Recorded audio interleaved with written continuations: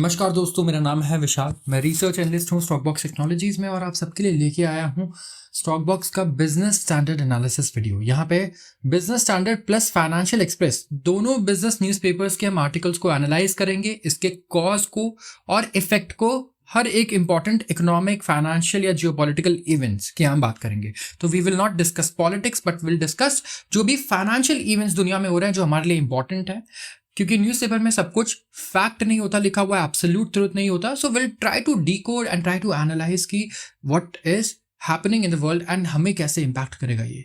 यहाँ पे मैं सबसे पहले आर्टिकल से शुरुआत करूंगा आज।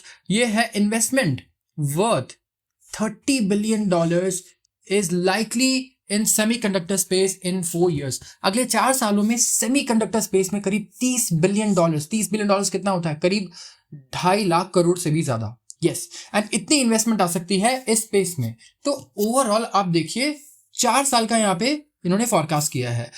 यहाँ पे एक बहुत इंपॉर्टेंट चीज है, अगले 4 साल में जितने भी इलेक्शंस है ना स्टेट में, जितने भी स्टेट के लोग ये देख रहे हैं, क्या आप देखिए कि किसी भी मैनिफेस्टो में ये लिखा है, कहीं भी गवर्नमेंट ये इनिशिएटिव ले रही है कि ये जो 30 बिलियन का इन्वेस्टमेंट आना है सेमीकंडक्टर में, हम हमारे स्टेट में लेकर आएंगे। हमारे यहाँ हमारा यूथ जो होगा वो बनाएगा इंडिया के upcoming semiconductor chips, processors. Please see to that. जब नए प्रोजेक्ट्स डिस्कस हो रहे हैं, अभी अनाउंस हो रहे हैं, तो यहाँ पे काफी सारे बढ़िया इन्वेस्टमेंट की अनाउंसमेंट्स हुई है। जैसे $30 billion की अनाउंसमेंट हुई है ओवरऑल। यहाँ पे a country that is getting into a game after 17 years of aborted attempts। yes, 17 साल से हम अटेम्प्ट करने की कोशिश कर रहे थे बट हम ये चीज नहीं कर पा रहे थे। तो 17 साल लगे हैं ओवरऑल और फाइनली हम लोग इस सेक्टर में इन्वेस्ट कर रहे हैं और शुरुआत कर रहे हैं। तो हम अभी काफी पीछे हैं पूरी दुनिया से। अगर मैं बताऊं, ये सेमीकंडक्टर चिप्स ऐसे चिप्स होते हैं जो आपके रिमोट से लेके आपके रॉकेट्स में भी यूज होते हैं। ठीक है, तो इंडिया जो रॉकेट्स लॉन्च कर रही है और जो टीवी का रिमोट है, हर जगह सेमीकंडक्टर चिप्स यूज होते हैं। फ्रिज में यूज होते हैं, टीवी में यूज होते हैं, हमारे ओवरऑल गाड़ियों में भी यूज होते हैं।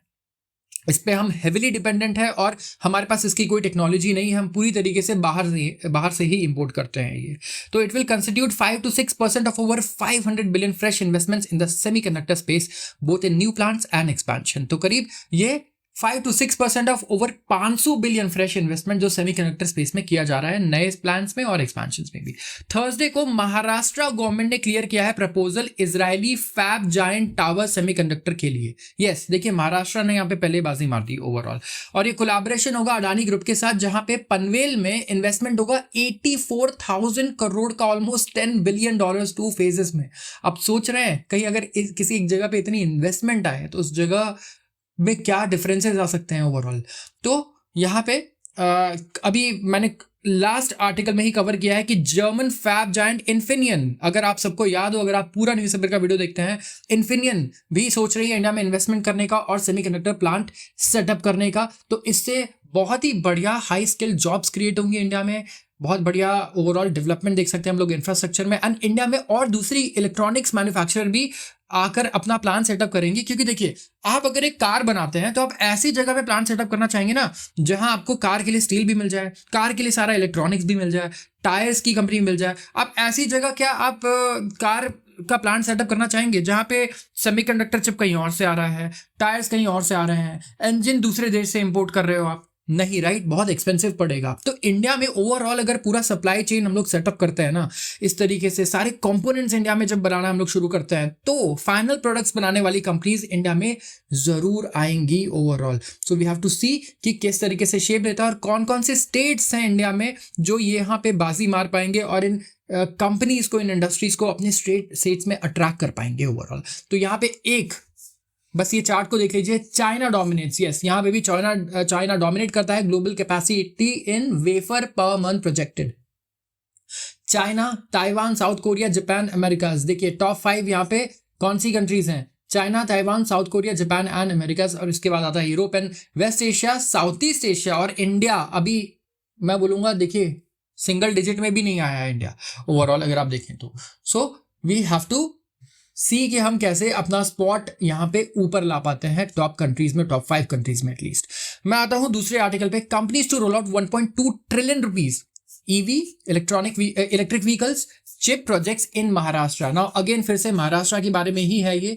1.2 ट्रिलियन रुपीज ये इन्वेस्टमेंट होनी है किसमें, इलेक्ट्रिक व्हीकल्स में और चिप, दो प्रोजेक्ट्स में। और ये होना कहाँ है, पूरा महाराष्ट्र में। महाराष्ट्र हेड कर रहा है असेंबली इलेक्शंस के लिए इस साल ही। एंड यहाँ पे गवर्नमेंट ने अप्रूव किए हैं 1.2 ट्रिलियन रुपीस के प्रोजेक्ट, जहां करीब 15,000 जॉब्स क्रिएट होंगे स्टेट में। इन्वेस्टमेंट्स कहाँ से आ रहे हैं, महाराष्ट्र गवर्नमेंट नहीं कर रही है। तो स्कोडा, फोल्क्सवैगन, टोयोटा, किर्लोस्कर मोटर, ये दो कार कंपनीज है, दुनिया की सबसे बड़ी कार कंपनीज में से एक है। दोनों ही है, दोनों ही आई थिंक दुनिया की सबसे बड़ी कार कंपनीज है, टोयोटा एंड फोल्क्सवैगन।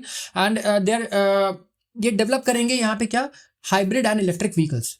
दूसरा एक बड़ा इन्वेस्टमेंट हमने पिछले आर्टिकल में पढ़ा 83.947 करोड़ का, जो अनाउंस किया है अडानी ग्रुप ने एंड इजराइल टावर सेमीकंडक्टर ने, इन दोनों के कोलैबोरेशन के साथ। सो ओवरऑल फोल्क्सवैगन इन्वेस्ट करेगा 15,000 करोड़, जहां ईवी और हाइब्रिड कार्स मैन्युफैक्चर होंगी। एंड टोयोटा किर्लोस्कर को भी ओवरऑल ईवी फैसिलिटी के लिए अप्रूवल मिल गया है औरंगाबाद में, जो महाराष्ट्र में सिचुएटेड है। जो कंपनी इन्वेस्ट करेगी करीब 21,273 करोड़ रुपए और 8,500-9,000 के करीब जॉब अपॉर्चुनिटीज इससे क्रिएट होंगी। एंड ग्राउंड ब्रेकिंग हम लोग डेवलपमेंट देखेंगे यहाँ पे। ओवरऑल जो आसपास लोगों की लाइफ है, जो लोग एम्प्लॉयड होंगे, आई थिंक विल सी सबसे बेस्ट चीज़ यहाँ पे ये कि यहाँ पे पर कैपिटा इनकम बहुत बढ़िया बूस्ट होगा।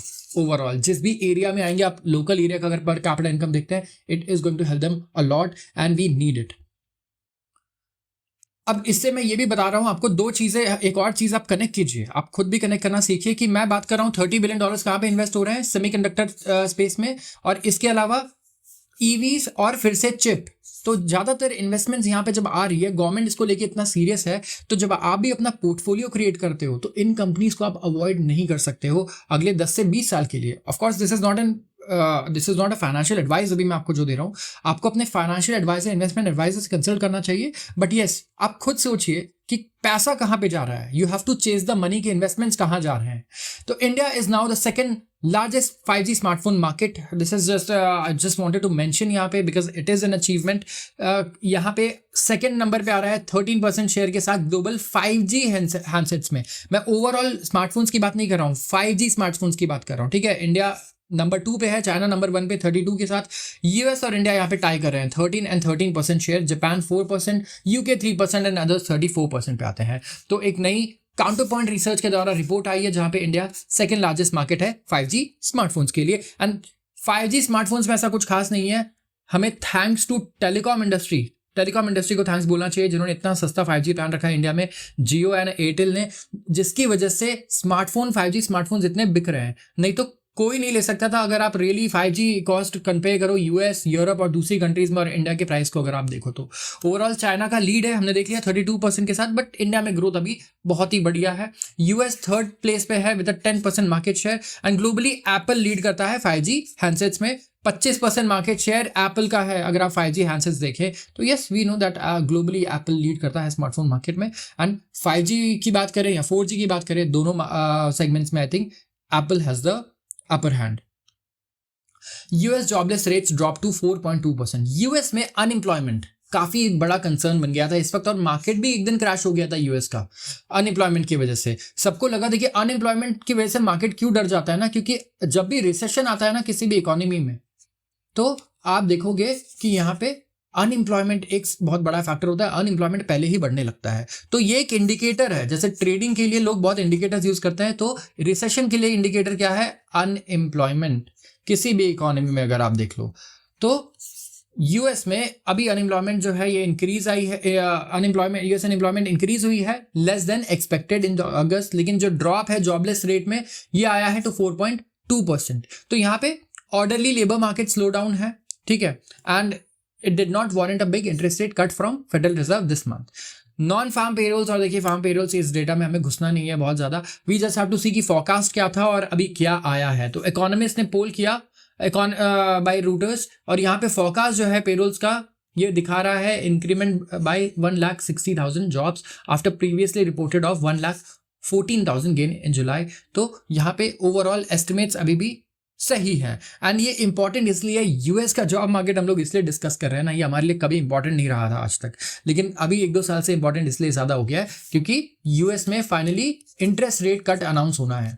इंटरेस्ट रेट कट मतलब ब्याज दर घट जाएंगे। जब ब्याज दर घट जाते हैं ना, तो लास्ट टाइम जब ब्याज दर घटे थे कोविड के टाइम पे और 0 के पास आ गए थे यूएस में, तो क्या हुआ था, स्टॉक मार्केट और बिटकॉइन देखिए आप, क्रिप्टो मार्केट, दोनों आसमान छू रहे थे, क्योंकि मार्केट में जब पैसा, देखिए इंटरेस्ट रेट घटने का मतलब क्या है, मार्केट में पैसा आ गया सबके हाथ में, बहुत सस्ता हो गया पैसा। पैसा अभी 6% पे मिल रहा है और तब अगर 1% में मिले तो पैसा सस्ता है, लोग पैसा लेके लगाने लग जाते हैं, इन्वेस्टमेंट करने लग जाते हैं। इंडिया में भी इन्वेस्टमेंट आता है, पूरी दुनिया में इन्वेस्टमेंट आता है, जिसकी वजह से क्या होता है, स्टॉक मार्केट और सारे रिस्क एसेट्स भी ऊपर जाते हैं ओवरऑल।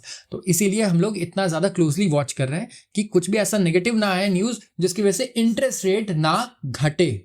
ठीक है, आते हैं एक आउटलुक के बारे में, और ये कंपनी है हैवेल्स। आज हैवेल्स के बारे में हम लोग डिस्कस करेंगे। हैवेल्स का जो वैल्यूएशन फैक्टर है in gains from demand and expansion, Havells और उससे रिलेटेड जितने भी आप कंपनीज देखेंगे ना, बहुत ही बढ़िया ग्रोथ दिखाई है ज्यादातर कंपनीज में। इस बार गर्मियों में स्पेसिफिकली आप देखिए रेफ्रिजरेटर और एयर कंडीशनर की तो क्या डिमांड रही है, मतलब ऐसा रिटर्न दिया है, डबल डिजिट रिटर्न तो मैं बोलूंगा कि हर एक कंपनी ने दिया है, भले उसको कुछ ज्यादा फायदा हुआ है या नहीं हुआ है।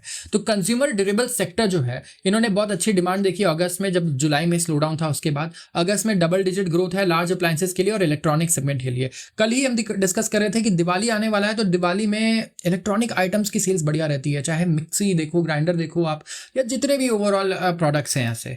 तो एवरेज सेलिंग प्राइस जितने भी लार्ज अप्लायंसेस के हैं वो 14% बढ़ चुके हैं, क्योंकि डिमांड काफी बढ़ रहा है प्रीमियम प्रोडक्ट्स के लिए। ओवरऑल प्रीमियम प्रोडक्ट्स का डिमांड क्यों बढ़ रहा है, देखिए ये मैं हमेशा डिस्कस करता हूं, no cost EMI. No cost EMI अगर आप खत्म कर दो ना अभी, तो पता नहीं इंडिया में कंजम्पशन कितना कम हो जाए। मुझे लगता है अगर नो कॉस्ट ईएमआई, लोग चीजें लेना ही प्रीमियम प्रोडक्ट्स तो बिल्कुल बेकार हो जाएंगे। तो एक सेक्टर दूसरे सेक्टर पे कितना ज्यादा डिपेंडेंट है, क्रेडिट कार्ड इंडस्ट्री पे प्रीमियम प्रोडक्ट इंडस्ट्री बहुत ज्यादा डिपेंडेंट है ओवरऑल। तो जितने भी ब्रांड्स हैं जैसे कि वोल्टास, बेको, लॉयड, वर्लपूल, ये काफी बढ़िया कर रहे हैं। एंड अपार्ट फ्रॉम एलजी जो मार्केट लीडर है लार्ज अप्लायंसेस कैटेगरी में, इन पूरी इंडस्ट्री का रेवेन्यू जो है ये लॉन्ग टर्म एवरेज से ज्यादा चल रहा है ड्यू टू हीट वेव की वजह से। तो काफी बढ़िया यहाँ पे ओवरऑल ये एस्टिमेट्स लेकर आ रहे हैं, ये परफॉर्मेंस देख रहे हैं कि आगे इसके लिए बढ़िया रह सकती है। तो वी हैव टू सी कि कितना ये कैपिटलाइज कर पाता है overall. Again this is not an investment advice, but we are trying to learn कि कैसे एनालाइज किया है इस आर्टिकल में इस कंपनी को इन्होंने। ओवरऑल अगर इन्होंने देखिए वाइट गुड्स जो हैं ड्रिवन बाय, वाइट गुड्स कौन से होते हैं, room air conditioners, mixed and electrical consumer durables और केबल्स एंड वायर्स, ये 3 चीजें हैं। ठीक है, इन्होंने ओवरऑल आउट परफॉर्म किया है यहाँ पे। एंड कोई अगर इंडस्ट्री ओवरऑल ग्रोथ बहुत बढ़िया दिखाती है तो हम देखते हैं कि इंडिविजुअली कंपनीज में भी बहुत बढ़िया ग्रोथ देखने को मिलता है, चाहे आप ये बैंकिंग स्पेस में देखिए, चाहे आप आईटी स्पेस में देखिए। जब एआई की बात होती है, हम बोलते हैं आईटी सेक्टर में इन्वेस्टमेंट आना है, तो सारी कंपनीज आईटी की ऊपर जाती है। भले ही हो सकता है कि एक कंपनी कुछ उस पर कैपिटलाइज कर ही ना रही हो, तो इस चीज से जरूर बचें। कोई ये कह रहा है ना कि इंडस्ट्री बहुत बढ़िया है, ये वाली 10 गुना हो सकती है तो आप ये शेयर ले लो, नहीं, जरूरी नहीं है कि वो कंपनी। टेलीकॉम इंडस्ट्री कितना ग्रो कर रही है इंडिया में, बताओ फिर वोडाफोन आइडिया का ऐसा हाल क्यों है, राइट। तो डिपेंड करता है कि वो कितना कैपेसिटी है उस कंपनी के पास और कितना बढ़िया विजन है कि वो कैपिटलाइज कर पाए। तो सिर्फ इंडस्ट्री के बेसिस पे मैं बोलूंगा आप डिसीजन कभी भी ना ले, जरूर कंपनीज को भी अच्छे से इवेल्युएट करें।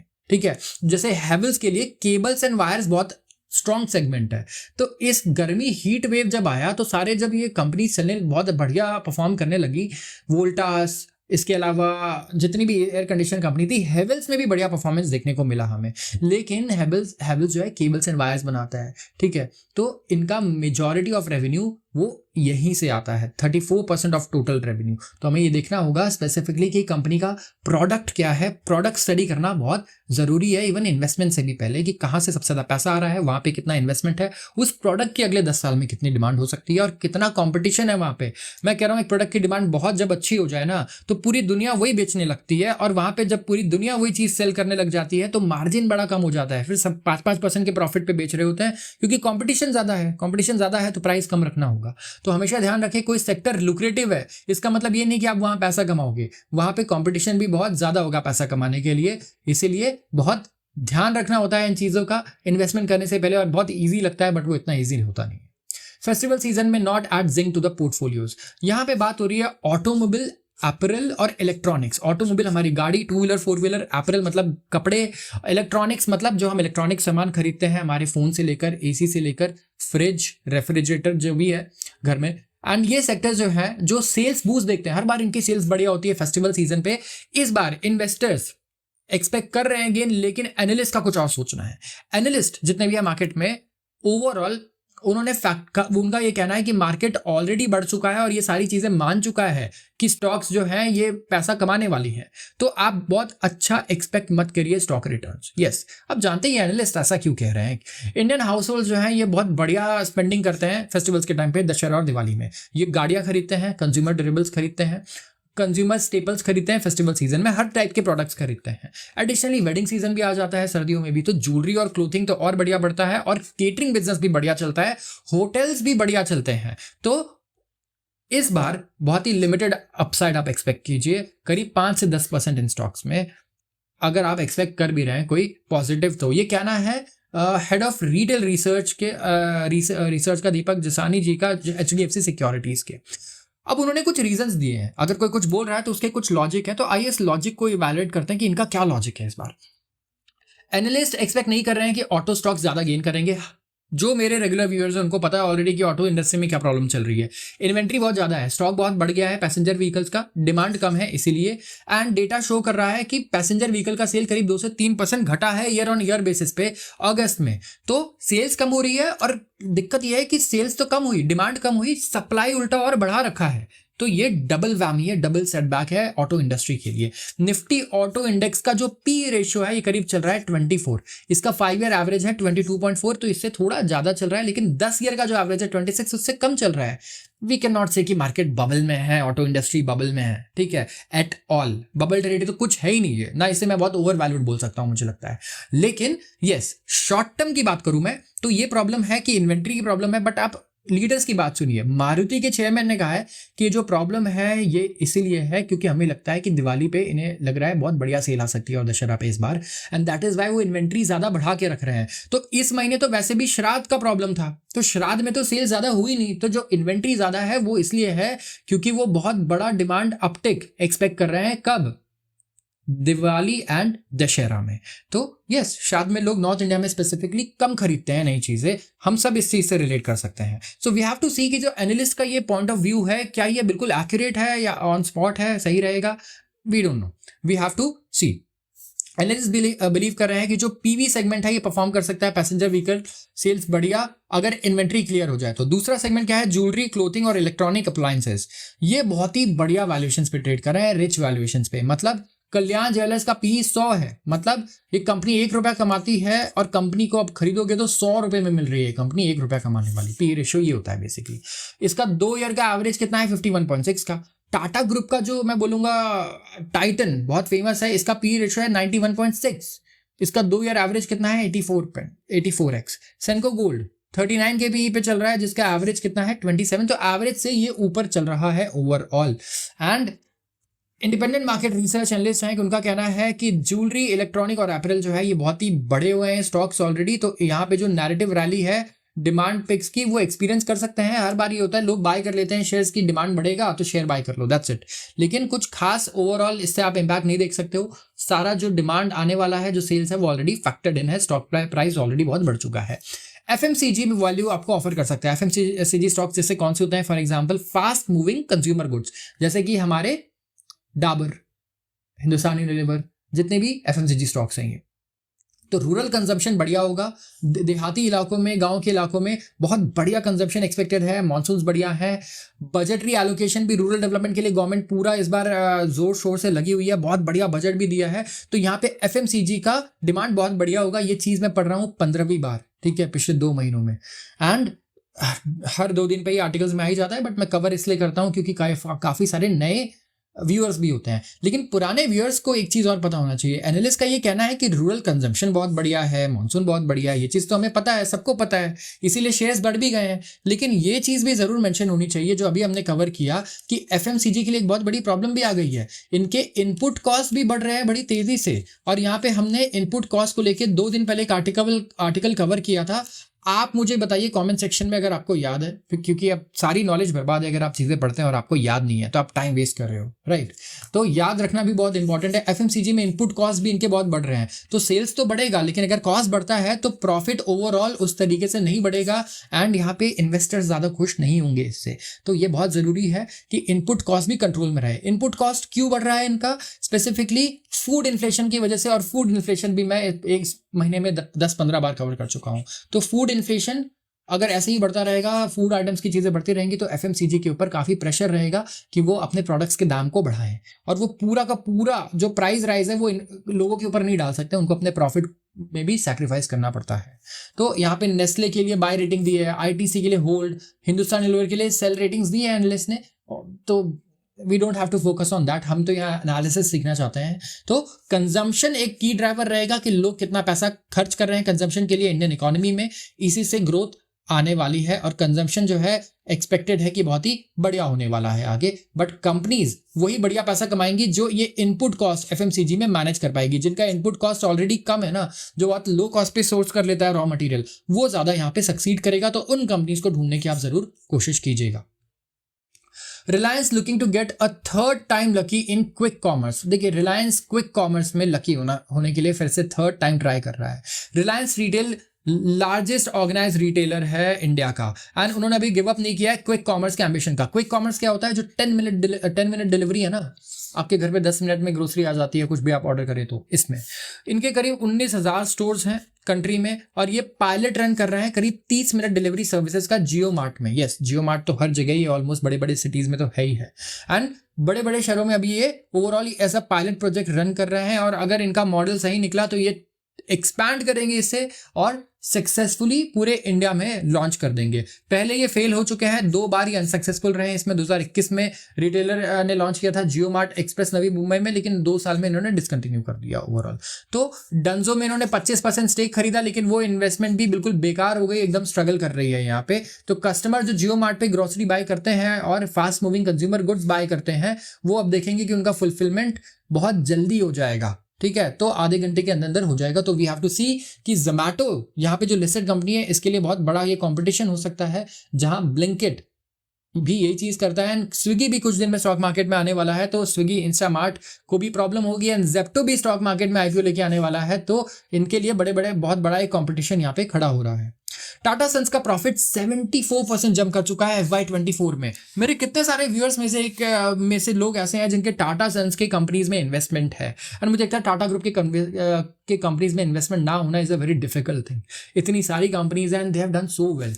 तो overall Tata Sons principal investment holding company है, पेरेंट कंपनी है जो होल्ड करती है टाटा ग्रुप के शेयर्स, एंड 74% जंप देखने को मिला है इनके नेट प्रॉफिट में टू 49,000 करोड़।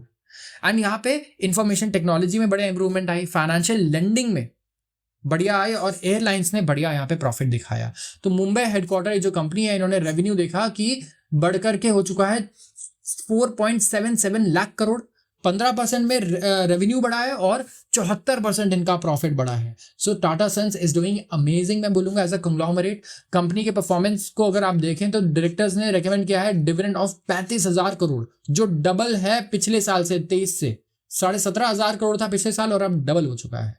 एंड यहाँ पे कैश आउटफ्लो होगा करीब 1415 करोड़ रुपए का, जो पहले 707 करोड़ रुपए था। तो टाटा ग्रुप का कंबाइंड मार्केट कैपिटलाइजेशन अगर आप देखें ना पूरा, तो ये है 30,37,000 करोड़, जो इंक्रीज हुआ है 47%, 20.71 लाख करोड़ से a year ago. So yes, Tata group के जितने भी शेयर होल्डर्स हैं, मुझे लगता है स्टॉक मार्केट में बहुत खुश होंगे। कंपनीज ने तो बहुत बढ़िया परफॉर्म किया इनके पिछले 5 से 10 सालों में स्पेसिफिकली।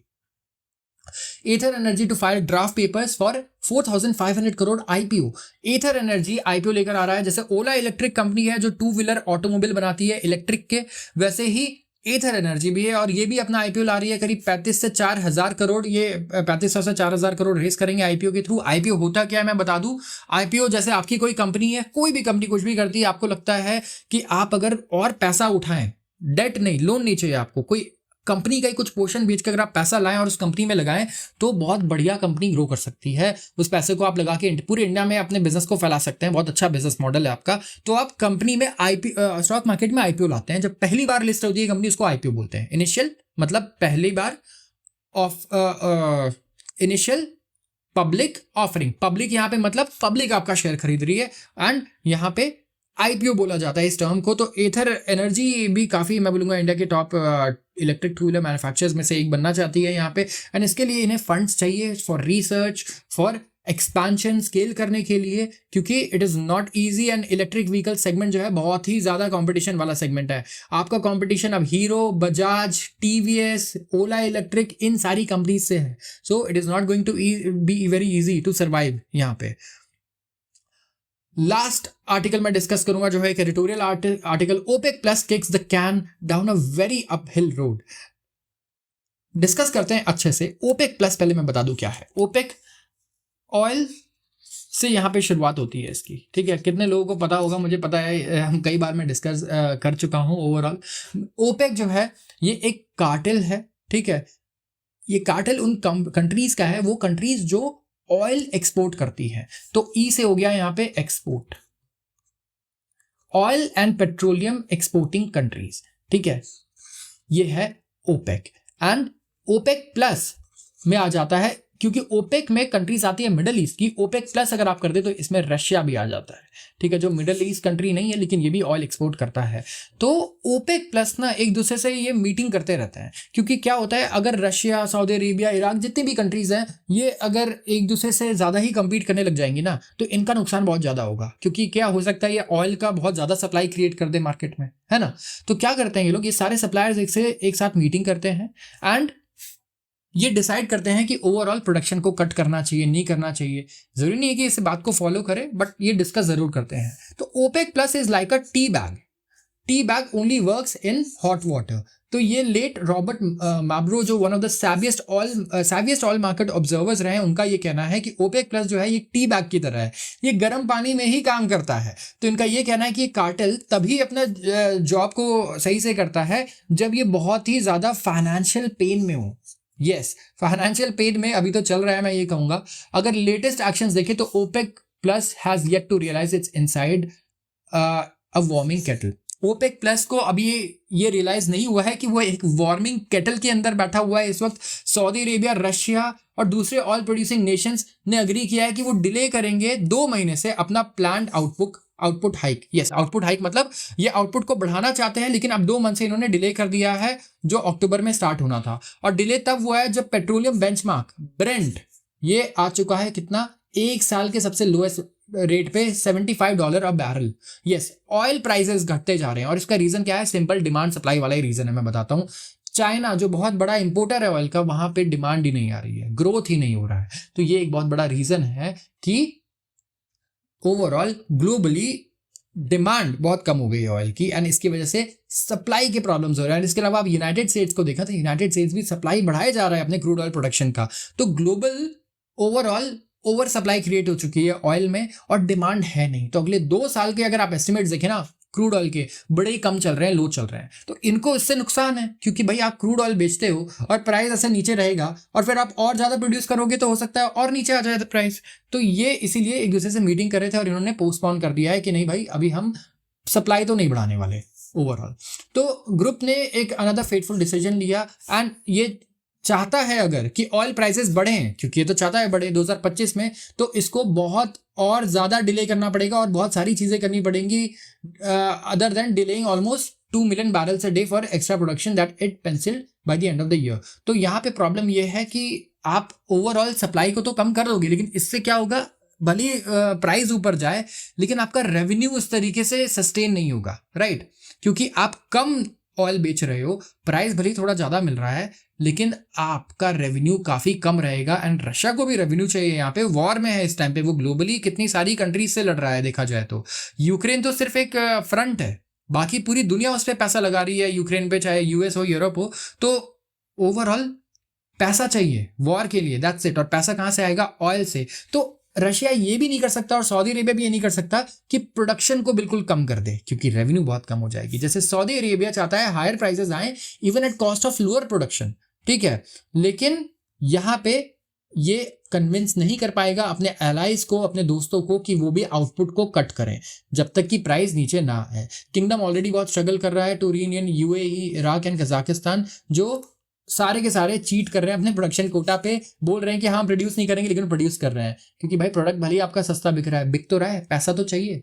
तो प्रॉब्लम यह है कि सऊदी अरेबिया के अलावा कोई इस चीज़ पे अग्री नहीं कर रहा है कि ऑयल प्राइसेस नीचे जा रहे हैं तो हम लोग प्रोडक्शन को कट कर दे। नहीं, वो बोल रहे हैं तुम करो, वो कह रहे हैं तुम करो। वो कह रहे हैं हाँ ठीक है मैं कर रहा हूँ, लेकिन वो रियलिटी में ऐसा हो नहीं रहा है। तो ऑयल प्राइसेस को आर्टिफिशियली हाई रखने की यहाँ पे कोशिश है रियाद की, सऊदी अरेबिया की। ये हाई कास्ट प्रोड्यूसर्स को सब्सिडाइज करना चाहता है। ओवरऑल ये सैक्रिफाइस करने को तैयार है मार्केट शेयर, ठीक है, अगर हाई प्राइस आ जाए तो ऑयल में। लेकिन यहाँ पे ये एक्चुअली वर्स्ट पॉसिबल आउटकम की तरफ चला जाता है हमेशा, कि प्रोडक्शन भी कम हो जाए और प्राइसेस भी कम हो जाए, ठीक है। तो ये एक बहुत बड़ा क्राइसिस में बदल सकता है ऑयल प्रोड्यूसिंग नेशंस के लिए, इस आर्टिकल में ये कहा गया है ओवरऑल। एंड किस तरीके से ओपेक प्लस कंट्रीज एक दूसरे से कभी कोलैबोरेट कर ही नहीं पा रही हैं, इस चीज पे एग्री कर ही नहीं पा रहे हैं। तो ओनली पॉजिटिव थिंग जो ओपेक प्लस के लिए इस वक्त है वो ये है कि जो डिले है इससे ब्रिज होगा, गैप कम होगा between now and US election. और नेक्स्ट टाइम ग्रुप को एटलीस्ट पता होगा कि यूएस में कौन व्हाइट हाउस में बैठने वाला है, ठीक है, ताकि कुछ पोटेंशियल पॉलिसीज पता चले कि अगले इस प्रेसिडेंट की क्या होने वाली है क्रूड ऑयल को लेके और बाकी चीजों को लेके। तो तब तक क्या है, जिस बॉइलिंग पॉट में ओपेक प्लस बैठा हुआ है ना, वो बॉइलिंग पॉट का टेम्परेचर और बढ़ता रहेगा और ये उबलता रहेगा, एंड ये इसी तरीके से फाइनेंशियल पेन को सफर करते रहेंगे। तो आज के लिए बस इतना ही। अगर आपको वीडियो पसंद आई हो तो जरूर इस वीडियो को लाइक कर दें एंड चैनल को सब्सक्राइब करना बिल्कुल भी ना भूलें। आप सबका बहुत बहुत धन्यवाद।